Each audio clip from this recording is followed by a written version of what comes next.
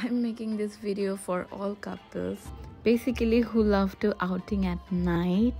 It was my date night. After so many days, I thought যে আমার একটু এরকম এর আগে যেরকম ডেট নাইট গুলো যেত ওইরকম একটা নাইট ক্রিয়েট করি। দেন চলে গিয়েছিলাম 300 ফিট থেকে ক্রিমজন কাপে। ফার্স্টে ভাবছিলাম একটু দূরে যাব, বসুন্ধরায় এত জ্যাম ছিল কারণ একটা ওয়েডিং ফাংশন ছিল।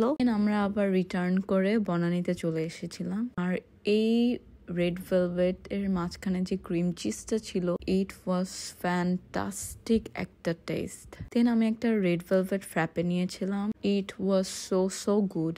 আমি অনেক মজা করে খাচ্ছিলাম আর কিছু মুহূর্ত ক্যাপচার করছিলাম। আমি ভিডিও করছিলাম আর আমরা কথা বলছিলাম জাস্ট নর্মালি। এরকম না ভিডিওটা করার জন্য কথা বলছি, আমরা জাস্ট এমনি অনেক আড্ডা দিচ্ছিলাম। লাইক বিয়ের আগে যেমনটা ছিলাম ওইরকমই একটা ফিল নিতে চাচ্ছিলাম। আর এই রিংটা আমাকে রিশাদ বিয়ের আগে দিয়েছিল।